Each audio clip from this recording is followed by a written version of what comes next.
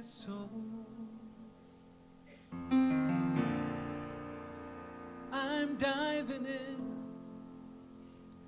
Get ready, my soul. I'm diving in to the deepest kind of love, to the sweetest kind of life. Get ready,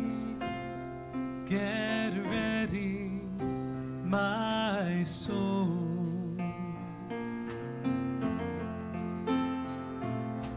Everything I've ever done,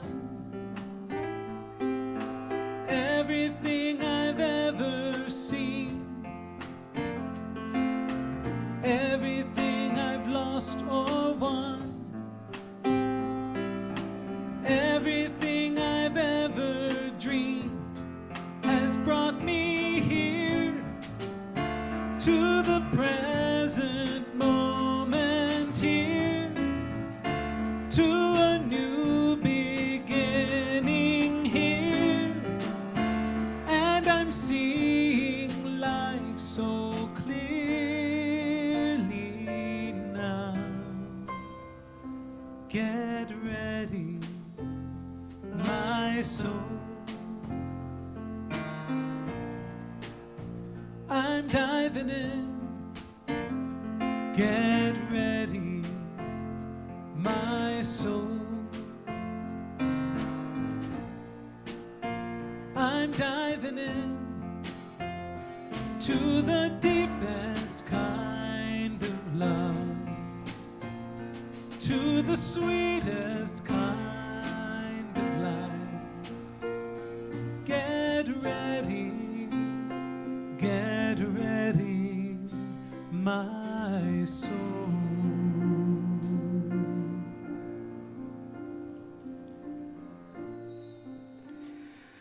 Let's settle in and take a breath to meet yourself in this now moment, perhaps closing your eyes. As you take your next breath, gently check in with yourself. Notice any chatter, any sensation, and if you want, invite yourself to let that go. Take another scan of your body. And if you sense any tension or fatigue, give yourself permission to let it go. See, think, and feel softness. In these days, we may find ourselves challenged by events we can't control. As we sit here, we can remind ourselves that hope is a life-supporting force that can give us enormous power over each moment. Hope is a sacred lifeline. And in each breath, we can embody that feeling of connection as we choose our response in that moment. In your next breath, envision an image for hope. Perhaps it is a candle, or a waterfall, or a newborn baby. Whatever that image, let it infuse you with the joy that only hope can bring, the sense that all can be right in this moment. Feel the warmth of this joy growing and emanating from you. As we close this meditation, remember that by staying in hope, we also create joy. And the more joyful we become, the more attractive we are. And the more attractive we are, the more joy comes to us. And if, as you feel this joy, you wish to smile, by all means do so. Because while a smile happens in a flash, the memory of it can last forever. And so it is. Here I go, deeper, deeper, deeper than I've ever been before. Here I go, closer, closer, closer to my sacred source. Here I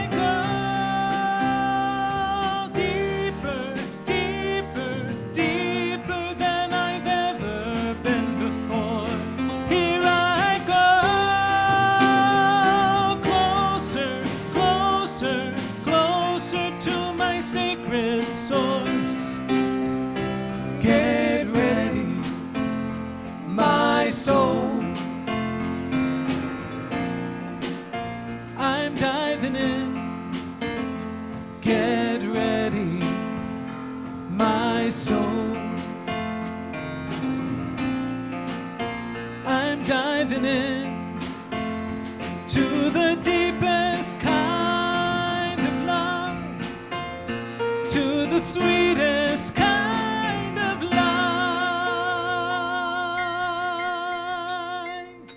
Get ready, my soul.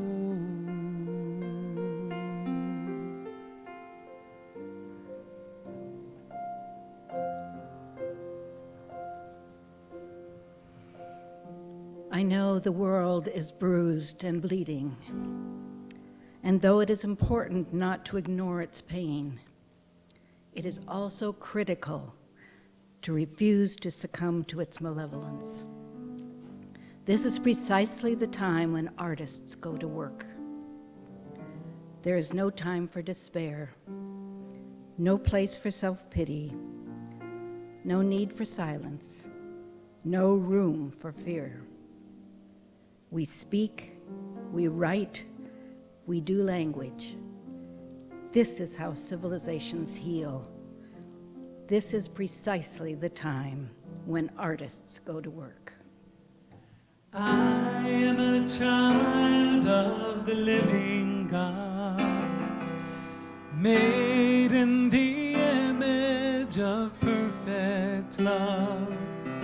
All that I am, all I've been given, to you, my God, I surrender.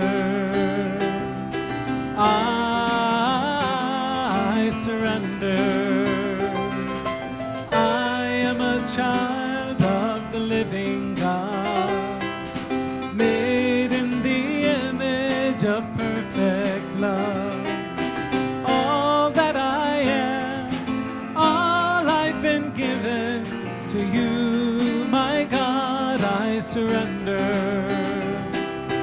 I surrender. Good morning. So if you did not know, this week is National Picnic Week. So the YOU, our high school students, chose that as the theme for Hospitality Sunday because it's our Hospitality Sunday today. Yay! So you're going to notice like picnicky things in there, and we also brought our kindness project back today. So the kindness rocks are out if you want to come in and enjoy some amazing food and paint some kindness rocks. There's instructions on the tables, and it's going to be super fun. So please join us, and please help me in blessing our youth. Thank you for being our family. Thank you for being our friend. Thank you for blessing and teaching us. God bless you. Amen. All that I am, all I've been given, to you, my God, I surrender. So a little spontaneous, quick announcement. I just want to say thank you so much to this community that has been such a huge part of growth in my life. I would not be where I am today without all of you. And I want to let you know that my parents live on the East Coast in Massachusetts, and I've decided to go home and be with them as they kind of age on in life. So today will be my last day here with you in person, but I will be watching you guys on Facebook Live a lot, so I will be with you in spirit, so thank you.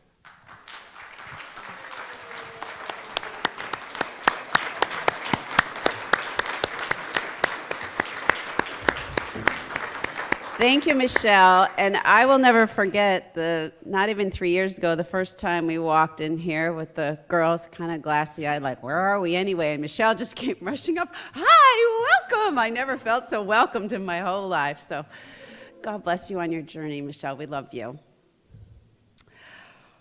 Well, good morning, everyone, and good morning here in person, and good morning to everyone online. Welcome to Unity in Lynnwood, however you are joining us this morning. Today is, I discovered, the last dog day of summer. You wouldn't know that by the weather, but seriously, you'll get the pun in a minute, bear with me. This period concludes today, August 11th, and it is named the Dog Days because it's the time when the rising constellation of Sirius, the dog, happens at the same time as the sun. How cool is that? It's typically a period marked by lethargy, inactivity, or indolence. Thankfully, it's coming to a close. But that certainly wasn't the case last Saturday when scores of you descended upon a home in Lynnwood and created a lovely and beautiful masterpiece. And thanks again to everyone who participated in that. It was really amazing.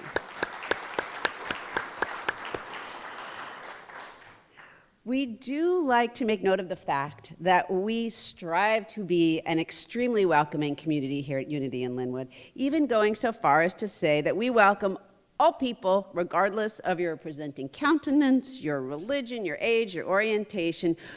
We welcome diversity in its most broad aspect, and we consciously try to keep that awareness front and center.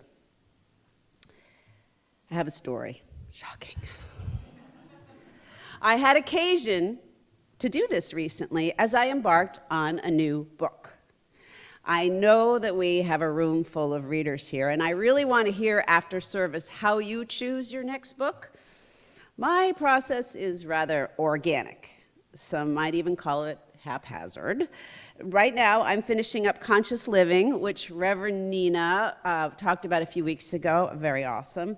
But sometimes it depends on what class I'm taking, what news story I hear, some ambient recommendation, or I don't know, the flap of a butterfly's wings in the Amazon, and then I'm reading something. But imagine my horror about a month or so ago when I found myself without an Audible book. How am I going to walk the dog? How am I going to fold the laundry? I need my Audible book, right? So sometimes I like to see what Amazon recommends for me. Anybody?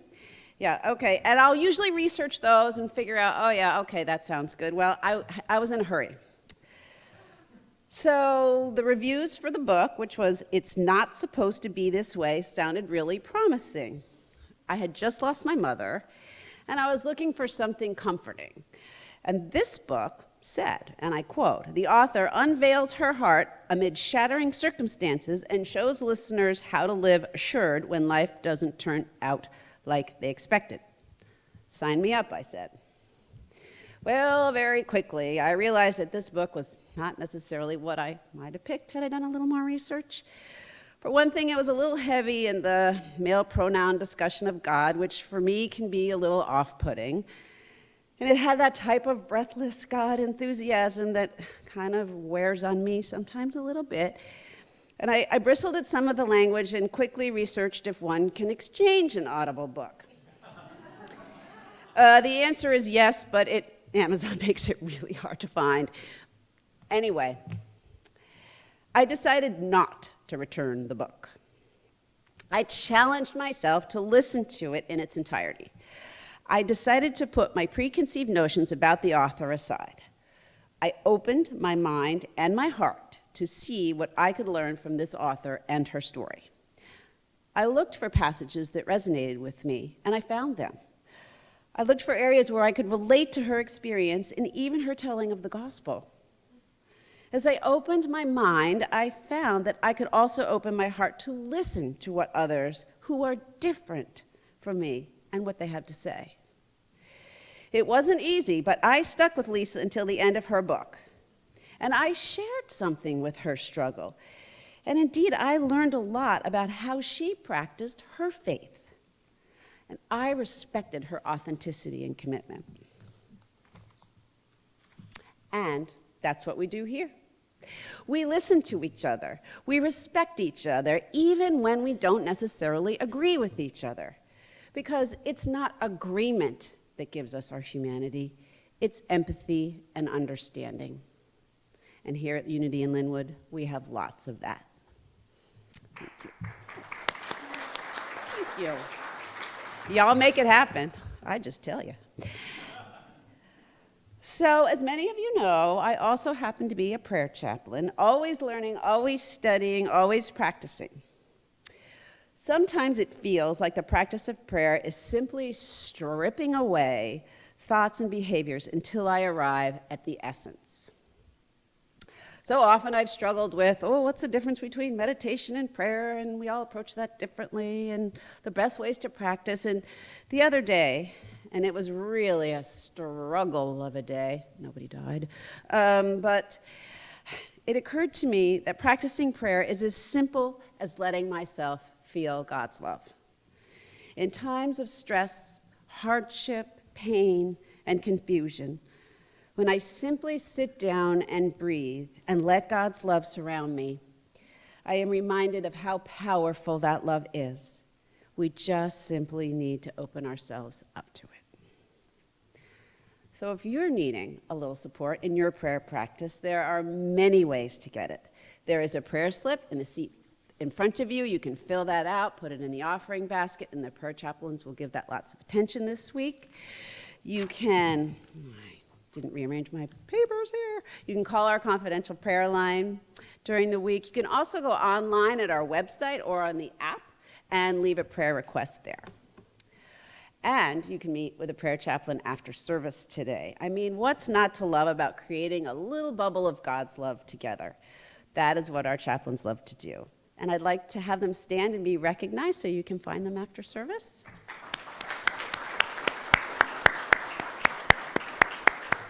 Thank you all. Affirmations and denials are also cornerstones of our practice here at Unity. By listening in, tuning into our mental chatter, or by being mindful, we can catch the negative and contrary things that we tell ourselves. And once we catch ourselves doing this, we can replace those negative ideas with positive ones. As Charles Fillmore said, we must carefully choose what thoughts we are going to loose in the mind and what thoughts we are going to bind, for they will come into manifestation in our affairs. Thank you, Charles. Today's affirmation is displayed on the screen, and I invite you to listen while I read it. Then please feel free to stand and join me in saying it together. I reach beyond the temptations of statistics, circumstances, and fears. I stand in the energies of higher possibility where higher possibility can find me. Please join me. I reach beyond the temptations of statistics, circumstances, and fears. I stand in the energies of higher possibility where higher possibility can find me. Let's take a minute and say hello to each other.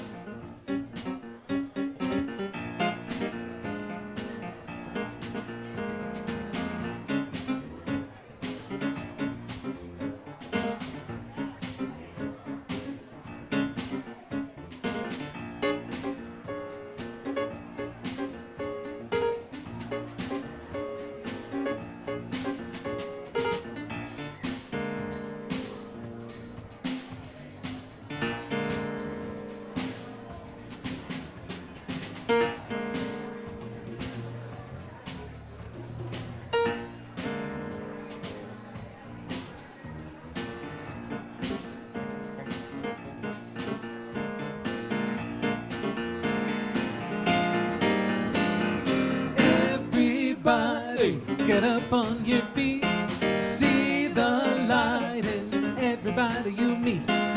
Everybody, get up on your feet, see the light in everybody you meet.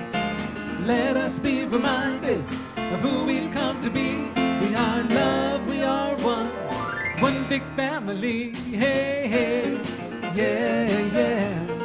Hey, hey, hey, yeah, yeah. Everybody, get up on your feet, see the light in everybody you meet. Everybody, get up on your feet, see the light in everybody you meet. Let us be reminded of who we've come to be. We are love, we are one big family. Hey, hey, Yeah, yeah. Hey, hey, hey. Yeah, yeah.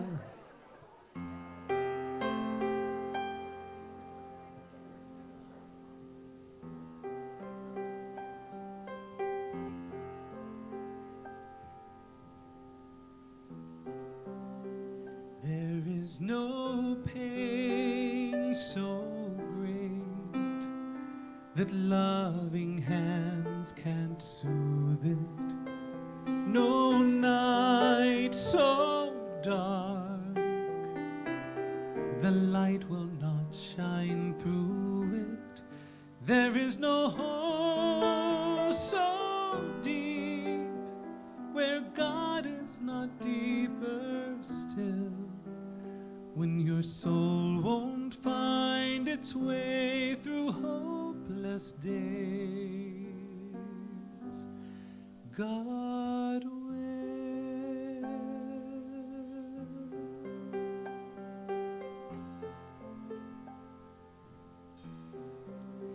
There is no heart so torn the tenderness won't mend it. No road so far that coming home won't end it. There is no void too dark the sun can't completely fill. When your soul won't find its way through hopeless days, God will always be strong for you, helping you and telling you that you've always been stronger than you know.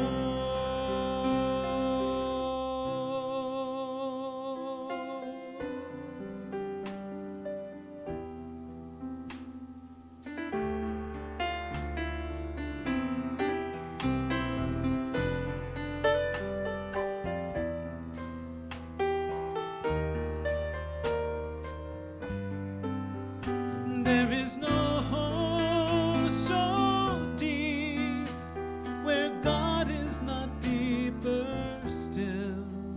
When your soul won't find its way, when your soul won't find its way through hopeless days, God will.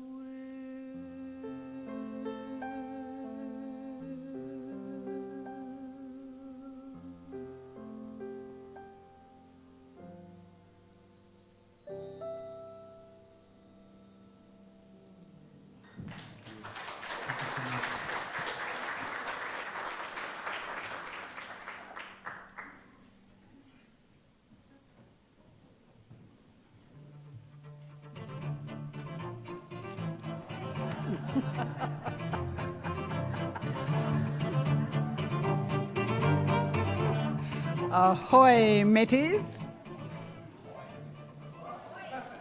First Mate Nina, why don't pirates shower before they walk the plank? I don't know, Captain Karen. Why?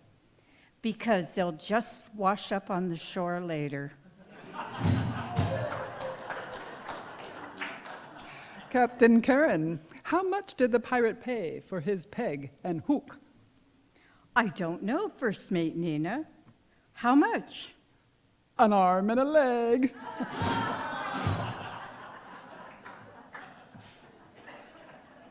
First Mate Nina, where can you find a pirate who's lost his wooden legs? Oh, right where you left him.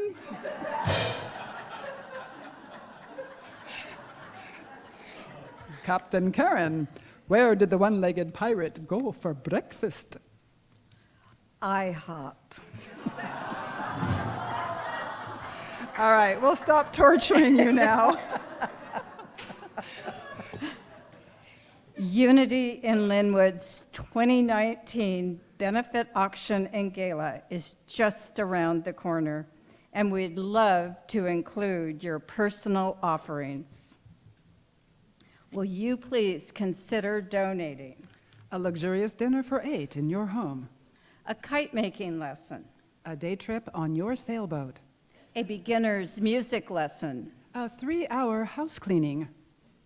A cooking lesson. A scrapbooking class. A weekend in your condo. A monthly handmade dessert. A massage or Reiki session. A timeshare opportunity. Or a personal, fun, community connecting offering of your choice. Because we've learned over the years that our community loves getting to know each other.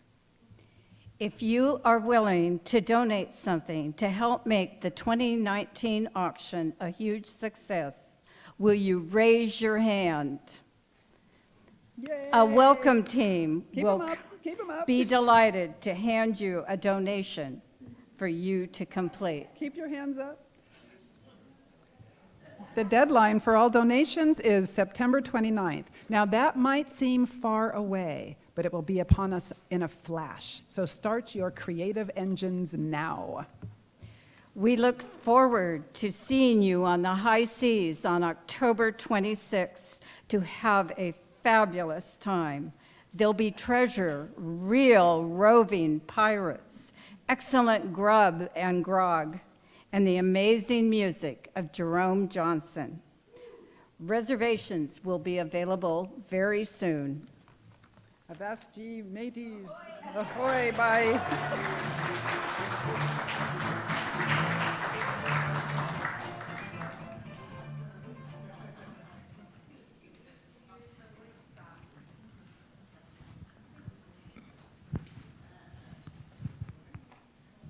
I've never gotten entrance music, Cameron.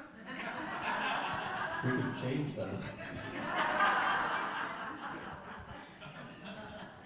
Always, always, it's a pleasure, a privilege. It is a great joy. It's a highlight of my week to get to come bask in your noble company. Thank you, Reverend Nina. And is it Captain Karen?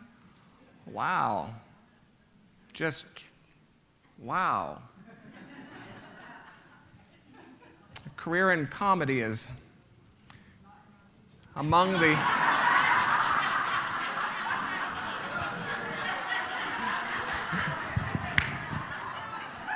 Oh, my goodness. If you are one who provides consistent support for another, please allow this group to provide support for you. It meets after this service in the family room. Karen Anderson, will you wave to these kind people, please?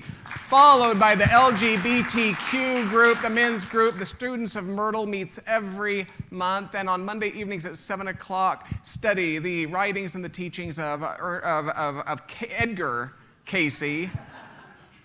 Ernest Casey was his, okay, I'm just going to stop. Edgar Casey, Monday evening, 7 o'clock in Dr. Richard's office. Our mission statement reads, practical spirituality, welcoming community. Wow, what a noble idea with intricate and expansive implications, don't you think? A practical spirituality and a culture of authentic inclusivity and welcome.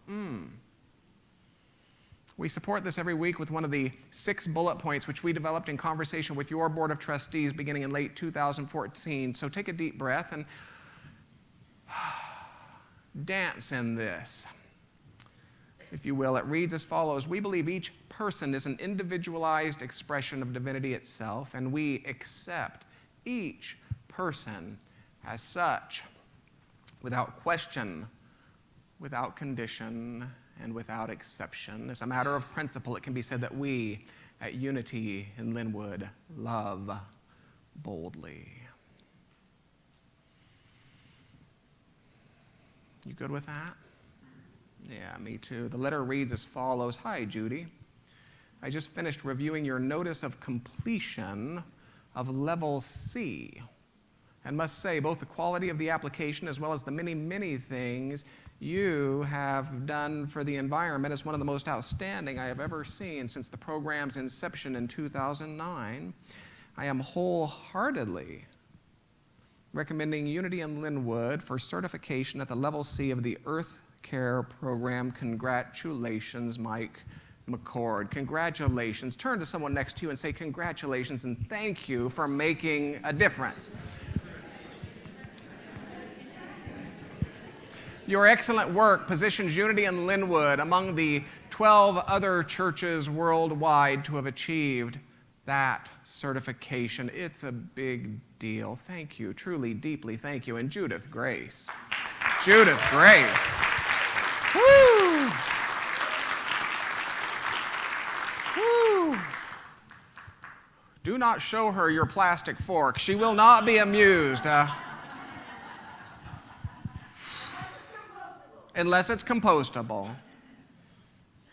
I have to tell you, I think the Fillmores were right. Oh, wow. Wow. I think the Fillmores were right. They concluded that the Judeo-Christian Bible is something of a handbook for evolution. My word, not theirs. They concluded that the characters, that the geographies, the narratives, even the animals, all speak to aspects of spiritual growth, development, and unfoldment. And I say I think the Fillmores were right because I think that's what all great works do.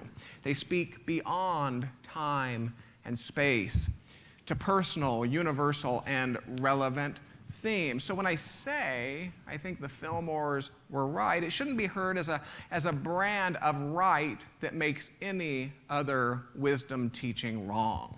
Well, the Fillmores were right, so the Quran is wrong, or the Fillmores are right, so the Bhagavad Gita is wrong, and so forth. Arrogance of that sort, perpetuated by religious people, is one of the foundational problems in today's world.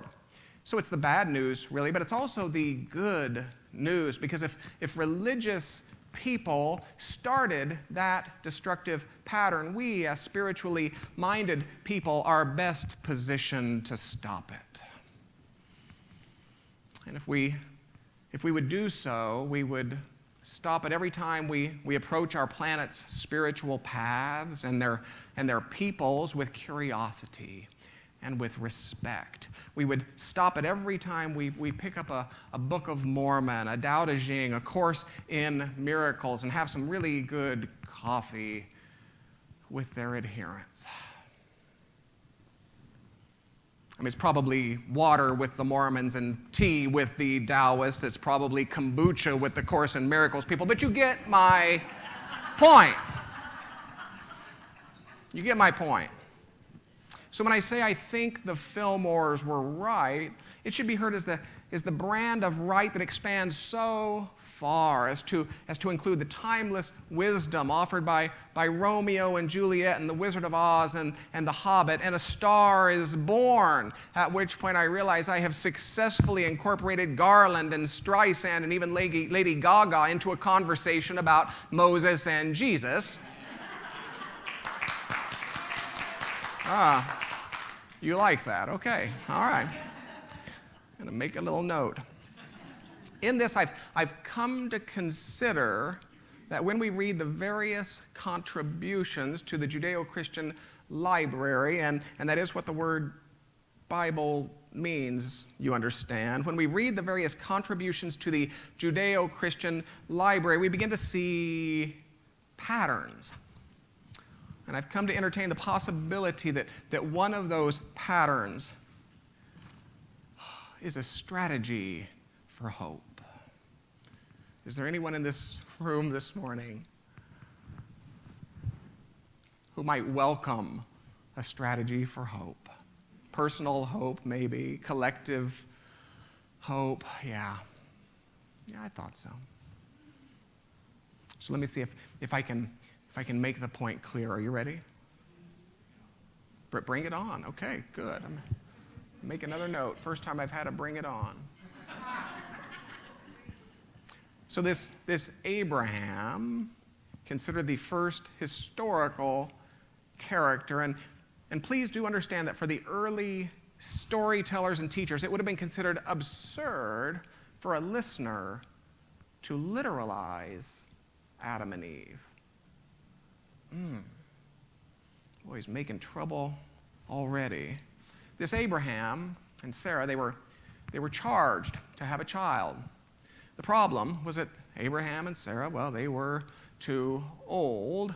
Now, lots and lots of people were too old to have children in these stories. It was a storyteller's mechanism designed to let the listener know that something very, very special was underway. So Abraham fathered a child with Hagar, the handmaid, and that child would be called Ishmael and would become a patriarchal figure in Islam. So what we have, you see, is something of a promise that seems to have been denied, a divine inspiration, if you will, that has reached an impasse of earthly possibility. Quite simply, Sarah was too old. And yet, thereafter, Abraham fathered a child with Sarah. And that child would be called Isaac. That child would become a patriarchal figure in Judaism. So yes, Islam and Judaism are cousins of a sort, if you will. Story number 2, this Isaac, he went on to father Jacob, who went on to father 12 sons who would become leaders of the 12 tribes of Israel. Jacob's favorite was Joseph, a reality which destined Joseph for greatness, a reality which found Joseph sold into slavery by jealous siblings. Woo! Now, I want to apologize if that's happened to you. I mean, I realize being sold into slavery by 11 jealous siblings can be a point of sensitivity, so if I strike close to home, I apologize.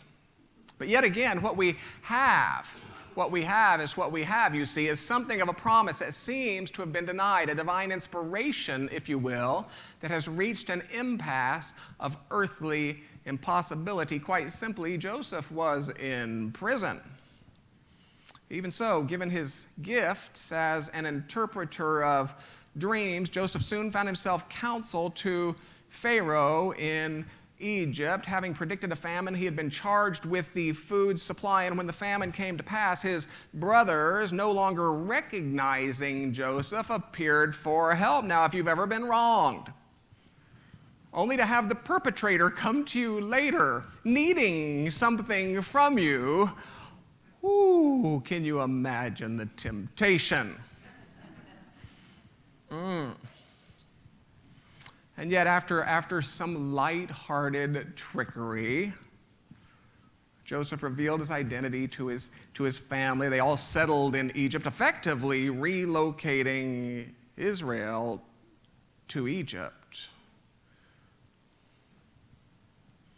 And finally, and what would become the core narrative of the Jewish tradition, Moses is a Hebrew born, of course, in Egypt, and simply by being born, he was condemned to death. And yes, there are many such parallels between the Moses narratives and the later Jesus narratives. So doing what any parent would do, his mother sought to save him by placing him in a basket and floating him into the river, where he was rescued by the daughter of Pharaoh, who unknowingly enrolled the birth mother to assist with her new child. You couldn't get this in a soap opera, right?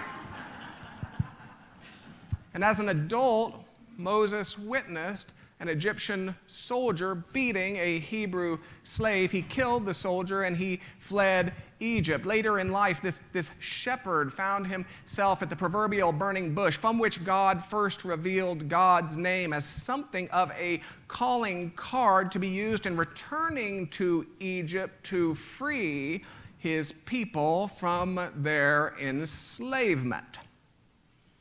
So following some tense negotiations, a few plagues, a few angels of death, some blood smeared upon door posts, his people were freed, only to be pursued by the Egyptian military. Ultimately, they found themselves stranded between an army and an ocean. So what you have, you see, is something of a promise that seems to have been denied, a divine inspiration, if you will, that has reached an impasse of earthly impossibility, quite simply, the Hebrews were stuck. Now, I have to tell you, I love our teaching. Our teaching would certainly say that you have some creative authority in the experience of your earthly incarnation. And while I believe this is far more in keeping with first century Christianity and the centuries of wisdom teachings that preceded it, our Western ancestors somehow lost this idea.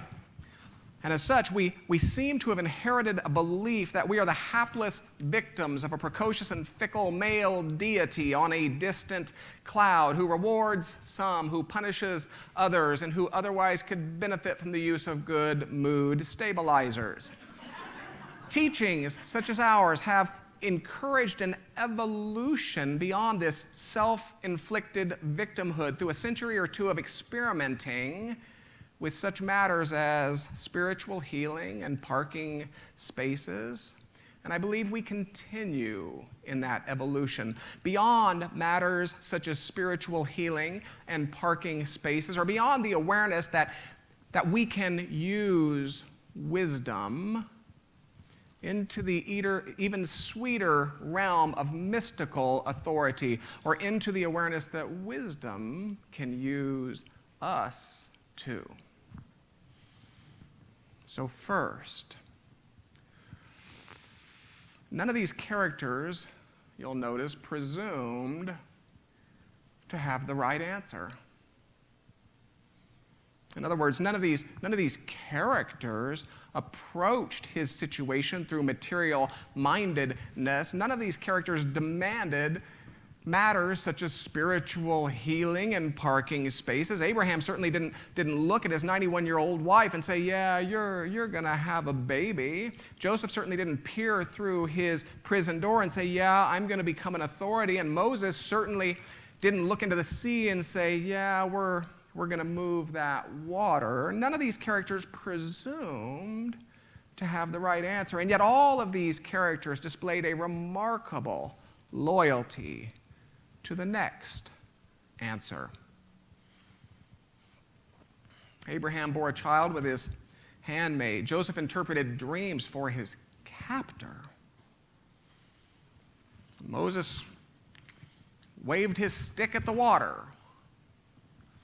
All of these characters followed their next best ideas, you see, and it was from such a following that jaw-dropping results and mind-blowing opportunities and logic-bending solutions arose. I might say that all of these characters stood in the energies of higher possibility where higher possibility could find them. So yes, I believe that we continue in that evolution beyond matters such as spiritual healing and parking spaces, or beyond the awareness that we can use wisdom into the even sweeter realms of mystical authority, or into the awareness that wisdom can use us too. And like our characters, the seeming cost we have to pay is our egoic attachment to the form higher possibility will take.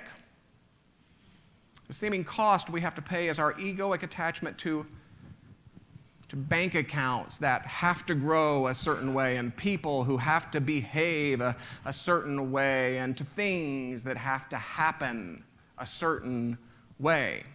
But what we get for that seeming cost is jaw-dropping results, mind-blowing opportunities, logic-bending solutions. What you get for that seeming cost is a life of wonder that seems to happen more for you than by you. Now, second, let's not overlook the obvious. It would have been tempting, given the statistics, for Abraham to give up. It would have been tempting, given the circumstances, for Joseph to give up. It would have been tempting, given the fears, for Moses to give up. It would have been tempting for these characters to have abandoned their next best ideas in a fit of, oh, what's the use? And I have to wonder if anyone in this room can relate to such a moment, if anyone can relate to that moment at which the statistics, the circumstances, and the fears seem worthy of a, oh, what's the use moment. Well, the strategy offered by these stories is to reach beyond the temptations of statistics, of diagnoses and dollars and probabilities, and to give rise to your next best idea anyway.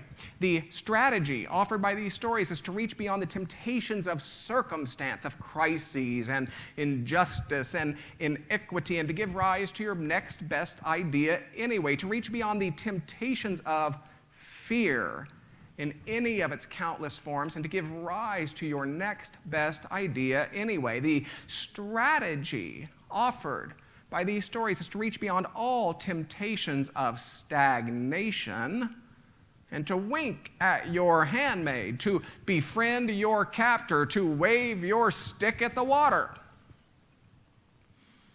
The strategy is to follow your next best idea, for it's only from such a following that those jaw-dropping results and mind-blowing opportunities and logic-bending solutions can arise. The strategy offered by these stories is for you to reach beyond the temptations of stagnation and to stand in the energies of higher possibility, where higher possibility can find you. We stand in the energies of higher possibility then, where higher possibility can find us. Take it with me. We stand in the energies of higher possibility, where higher possibility can find us. We stand in the energies of higher possibility, where higher possibility can find us. There is an isness. Let's close with a time of remembering. There is an isness that would is you.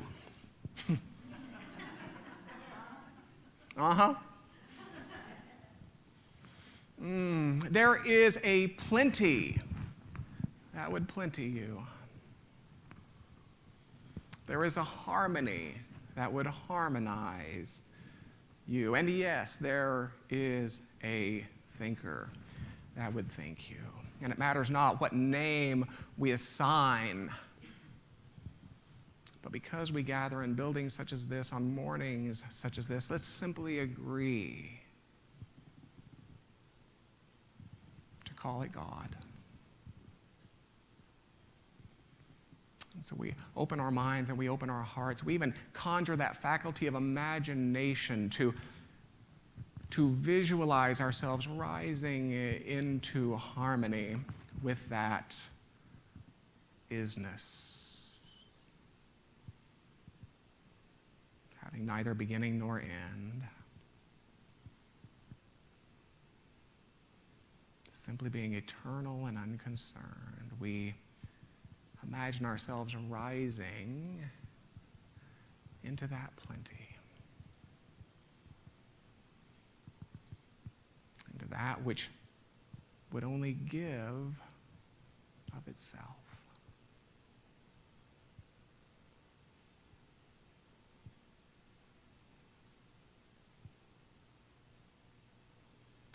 Imagine ourselves rising into a harmony that would seek only to prove itself in life, individual, collective harmony, a life of harmony. And yes, we imagine ourselves being lifted into that thinker, into that realm of wisdom, into that which would, in effect, impart that next best idea.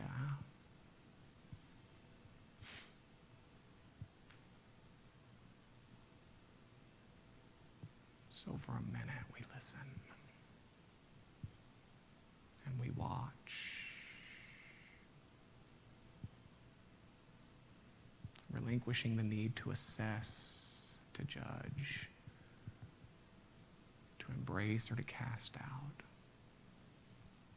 We just be.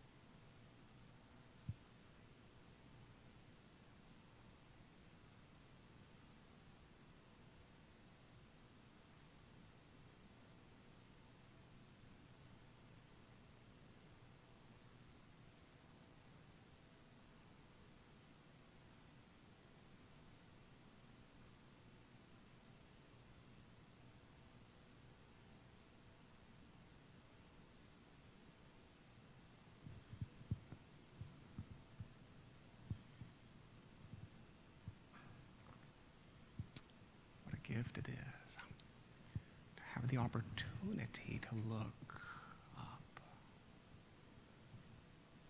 to see higher.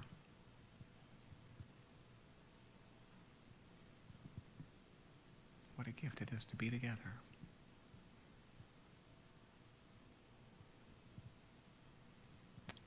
And yet again, as we consider reopening these human eyes that will begin to whisper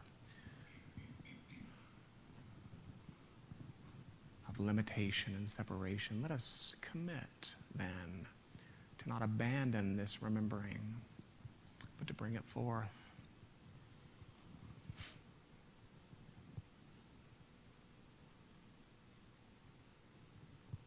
In a world that longs to remember,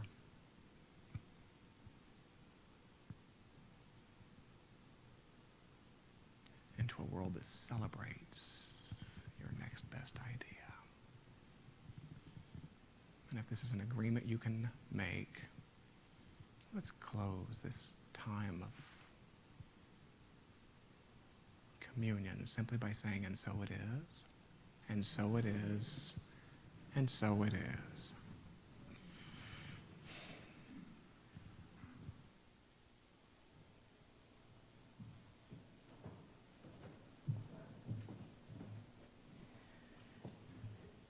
Thank you, Dr. Richard, for reminding us to stay with that next best idea.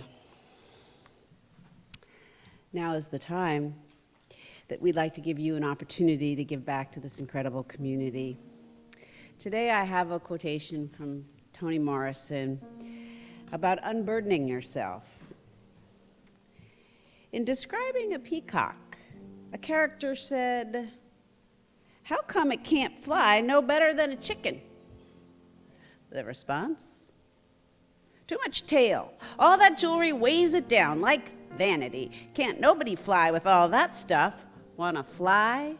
You gotta give up the stuff that weighs you down." Thank you, Ms. Morrison. Now, as we prepare our offerings, I invite you to join me in reading this affirmation about giving. I infuse this gift with love. I dedicate this gift to possibility. I release this gift in faith. Blessed always, blessed always, for the arms of God surround us. Let our joy be so triumphant that we rest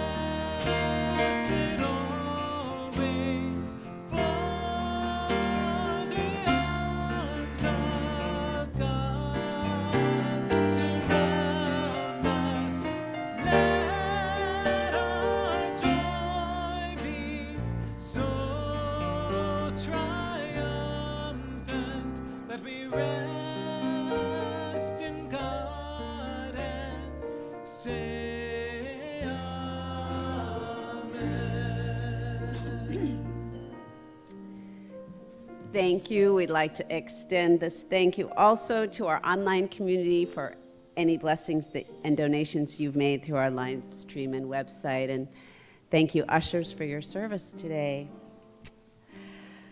So this is also the time where we would like to take a moment and acknowledge the presence of anyone who might be new or newer to Unity in Lynnwood this morning. Do we have anyone who's new? Welcome, welcome. We are so glad you could join us this morning, and please join us in Friendship Hall after service. We'd love to get to know you better. And if you are new or newer, there are some ways to get to know us a little better. There's a newcomer's information card in the seat pocket in front of you, which would be in front of you if you were sitting in one of those other chairs, but it's there. There's also a welcome DVD as you exit the sanctuary on the left. Feel free to pick one of those up. And also, if you don't know, you can fill out a stay in touch card, drop it off at the Welcome and Information Station. You'll get 2 emails a month that tell you everything that's going on here, and it's a lot. So I encourage everyone to make sure they're getting those emails. Now on to some announcements. As always, anything that we're talking about here today, any announcements, please visit the Welcome and Information Station for more information. And I would like to welcome Nancy and Rosalie up for a little bit of an announcement about treasures, not trash.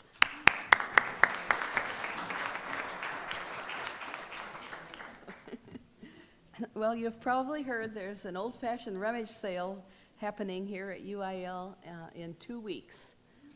On the 24th of August, a Saturday, from 8 till 3. You're all invited to roll out of bed early. You won't want to miss this. You know that wooden bin that's been out on our porch? It's got a label on it that says rummage sale donations. And thanks to those who responded so graciously to our call for donations. We have over 100 boxes of treasure to put out Saturday the 24th, starting at 8 in the morning, run until 3. So please come expecting to have a ton of fun at our UIL treasure hunt. You'll leave being glad that you came. It'll be a great way to start your Saturday on when? All right. The youth are also participating and will be providing snacks and mason jar bouquets they've made themselves. You definitely won't want to miss that.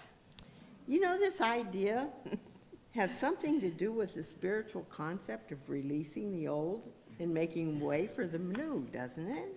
Yeah, it's called the law of circulation, I believe. Something about releasing things that no longer serve you or bring you joy. Yes, and whenever you release the old, when you are no longer a peacock, the universe steps in to fill the void with whatever you will serve you best. There's only one Sunday after today to bring in donations. So if you're thinking about participating, that would be your final day to bring things in. And we would appreciate anything you want to release and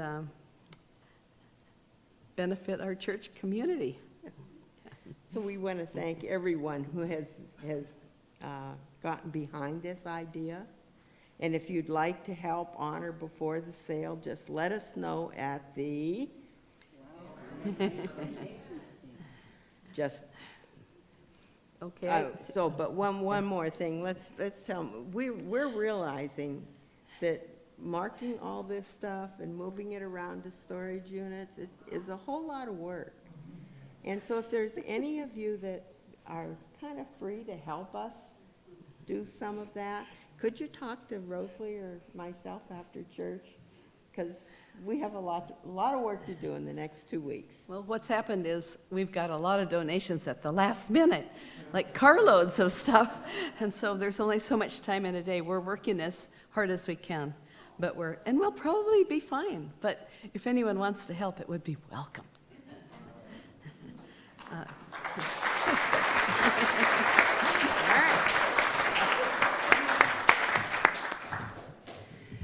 Thank you, Rosalie and Nancy. That is a lot of work. We appreciate it. Today's flowers are dedicated by Gail Piper in honor of Barbara and John Thorpe's 53rd wedding anniversary. Congratulations. They are also dedicated by Kathleen McEwen in thanksgiving for all who helped in her recovery this past year. I know I saw Kathleen back there. And finally, by Shelley Oberman and Unity in Lynnwood. In honor of Nan Allen's birthday, would you all please turn around and say happy birthday to Nan? Happy birthday, Nan. We love you.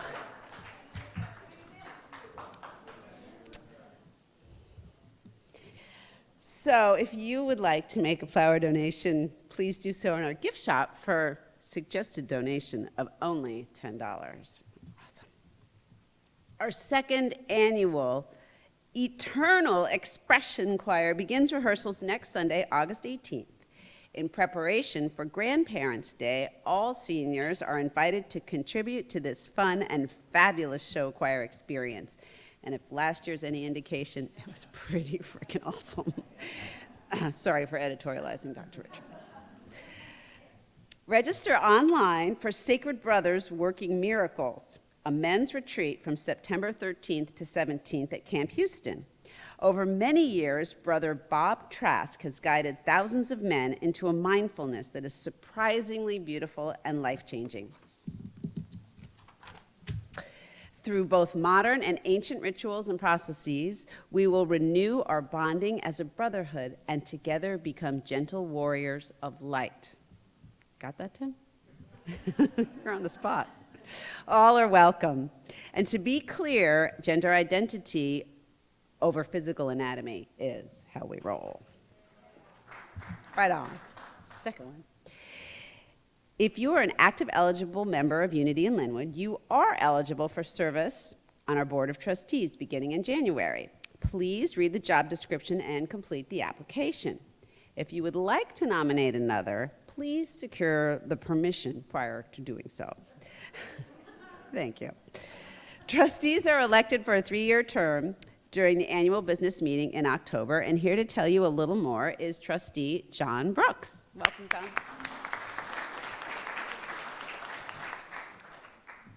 Thank you, Elizabeth. Good morning. So we're entering the time of year when the UIL Board of Trustees is seeking nominations for trustee positions that will turn over in 2020. And so for today and for the next 5 Sundays, members of the board will have an opportunity to talk to you about the work of the board and what that has meant to each of us.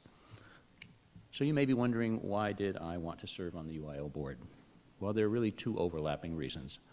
First is that I cherish the ministry of this church and wanted to support Dr. Richard, Matthew, and the other leaders in the ministry.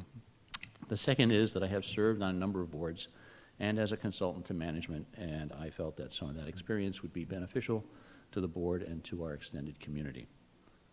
So what has that experience been like for me? Well, first of all, we can take great comfort in the fact that Unity in Lynnwood has an excellent and thorough set of bylaws by which we are guided and governed. This provides great support for the work of the board and assures that we have valid and consistent decision-making. Moreover, each of the members of the Board of Trustees bring his or her unique skills and experience to all of our meetings and activities, and this diversity of experience and perspectives enriches our conversations and the actions that we decide to take. And most importantly, each member of the board shares in our commitment to serve our community at large with the highest consciousness. And perhaps this is the greatest benefit that I've found in serving on the board: the tangible, spirit-filled, and spirit-guided manner in which we carry out our duties, and the great love we share for Dr. Richard's ministry and all of the ministries that make this wonderful and vibrant community a haven for us all. So if you have questions about whether this might be something you'd be interested in doing, please reach out to your nominating committee, Robin Moberly, Laurel Hammer, and John Previty, or anyone on the Board of Trustees. We'll be very happy to talk with you, and I'll be back in the information station at the service. Thank you. Thank you, John, and our entire board. All good things happening at Unity in Lynnwood could be found on your printed program by visiting our Facebook page, on our app, or the calendar page of our website, unityinlynnwood.org. You are awesome. Well done. Well done. Every service has at least one ambassador in support of you. If you have a question about who we are, about what we believe, about what we teach, about what your next best idea might be. Now, see, I thought that was funny. You just can never tell. You are welcome to engage either Lynn Burton Harden or Elaine Sharples, whom you will find at the Let's Connect table in Friendship Hall. Both would be happy to assist you. If you feel so inclined, please stand with me. We have been toying and playing with a new closing of Late. Matthew will lead us. You are welcome to sing along. The words will appear on your screen. Now, if you feel compelled to clap for something, why don't you just go ahead and get it out of your system. Give someone around you a rousing ovation. I can quite guarantee you there's someone near you who will benefit from your applause. Together, let's take this. May the long time sun shine upon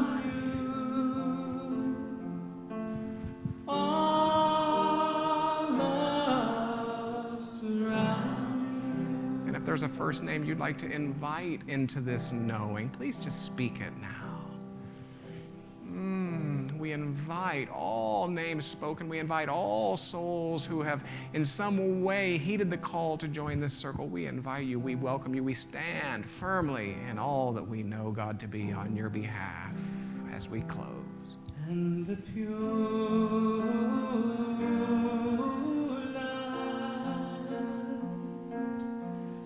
within you, guide your way on, guide your way on, guide your way on. Let's close by simply lifting our voices together and speaking these words of benediction. There is one power and one presence in, through, and around all creation. So we go forth as the eyes of divine love, as the tongues of divine wisdom, as the hands of divine sufficiency, and the bold and ready hearts of divine love.